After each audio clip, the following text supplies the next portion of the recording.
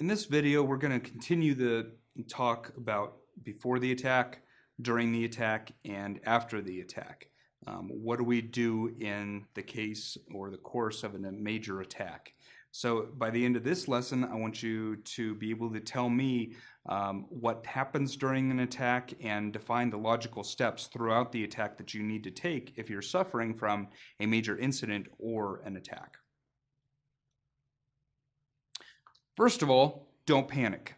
That's what everybody does, and it's very hard not to do. If you are at the mercy of an attacker, the worst thing that you can do is panic, because what happens is that everybody starts doing random things and we don't think logically about what is happening during the attack. How do we logically process what is going on? Keep a level head and look at your processes that you have in place. Look at the incident response plan. Oftentimes, you're going to miss something if panic sets in. This is through any emergency that happens. And unfortunately, it's hard to have a level head a lot of the time when there's an emergency going on. But thinking logically and having a plan, if you practice this plan, like I said in the previous video, if you practice this plan, you're going to be better off because you know what to do. We actually practice incident response several times a year, and occasionally we actually spring random incidents scenarios on our entire IT department. So everybody gets a text from our emergency management system, and it says, okay, the building has just blown up and you need to report to the alternate location, or something to that effect. But it's major disaster, so what do? You put the incident response plan in place. Execute your plan is the next step. The incident response plan that you made should go into effect as soon as an incident is called, and this should be called by whoever's in charge during that day. Make sure that you are familiar with the incident response plan and understand who does what and when, so that you're not panicked. Again, a major part of any attack is communication. So when an attack is happening, you need to make sure that you are communicating. Communication becomes critical because we need to understand what everybody is doing and what is happening in real time.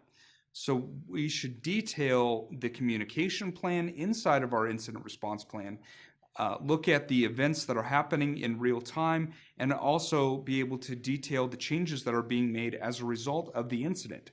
Maybe you're changing the way that networking is working to restore services. For example, you need to document that. So that's communication.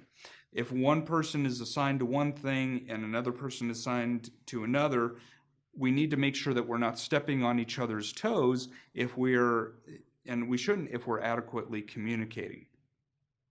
Now, remember, when you're communicating, the tools are not as important as the process. Same way with the incident response plan as a whole. Tools that help you with your incident response plan or part of the incident response plan may not work. So you need to really focus in on your processes and the incident response plan as a whole instead of just the tools that you have available. If you're relying on tools like authentication, for example, what if I store all my files up in Office 365 and you have a major network outage or a fiber line is cut and all of your authentication servers are on campus? Well, or on your site of your organization. You're not able to authenticate into Office 365, so how can you rely on that tool to tell you what to do?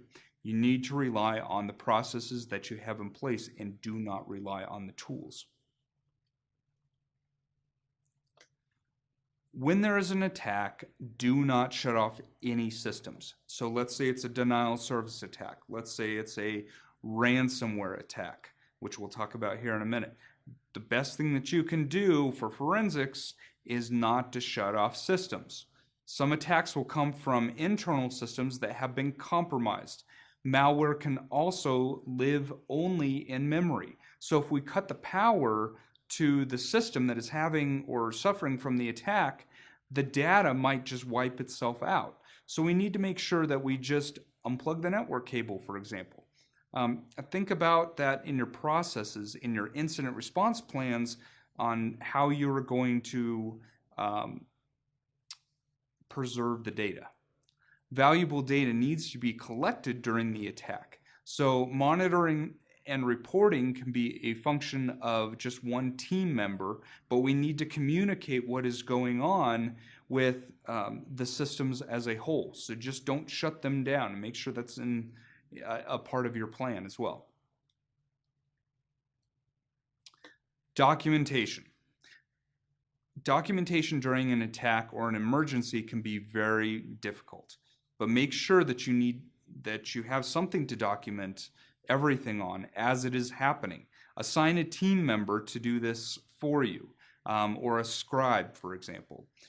Changes are usually inevitable during this time, so make sure that you are documenting the changes as well. Preserve all the bits of data that you've changed. Preserve, if it's a cyber attack, make sure that you're preserving memory. Make sure that you're not shutting off systems.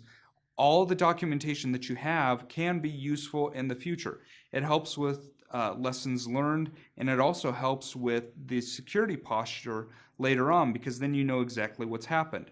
I was just actually reading today how the government is baffled how the FCC doesn't have any attack data from a denial of service attack that they suffered a few months ago, I believe. You got to have data. You got to have something that shows what happened so you can secure your systems better in the future. So let's go back to our case study.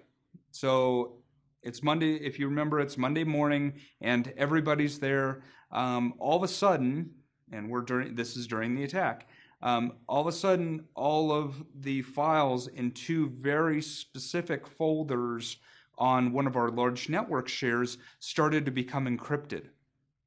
So the first step during an attack is to look at the information and try to have a level head and define the problem. Remember that when you have an attack, the goal is to mitigate the damage. So we need to find where the damage is occurring first and figure out what is causing that. So you can look at network logs, server logs, access logs, network traffic, authentication. All those become very important during an attack. So what we did is we looked at the network logs and access logs to determine who had access to the system and what files were being encrypted during the attack. The second step, once we found the offending computer and the offending files, what we did is we saw that it was only localized to one specific server and two specific folders in that server. Now those were heavily used heavily used folders. So what we did is we turned the file system into read-only mode. What that did is that prevented the attack from continuing on. It prevented the offending computer, which we didn't know who it was at that time. We took that server and made it read-only, so no other files could be written. The third step, we were able to find the offending system because of the access logs and the server access logs, and we cut off the network to that. Called up the person saying, hey, you've got something going on with your computer. I need you to pull the network cable out. Remember, we don't want to shut the system off. We just want to find out and preserve the data. We want to find out what's going on. And finally, in the fourth step, we are going to prepare to recover that information. that was lost. So we actually lost about 84,000 files that were encrypted within 1 hour, in addition to the person's computer, which had already started encrypting. Now, let's talk about ransomware for a second. Ransomware in this day and age, and what is very effective, is not having access to your files. So ransomware comes in the form of encrypting files, usually from a program that gets downloaded because of phishing, and it starts encrypting everything that it finds, every file that it finds. And then you have a nice pop-up, and the malware writers are very nice and very helpful to you to tell you how to pay them to get your files back. And if you weren't ever able to get your files back, then they wouldn't be very good malware writers. But you look at ransomware affects a lot of different companies, and encrypting those files will stop business if something happens.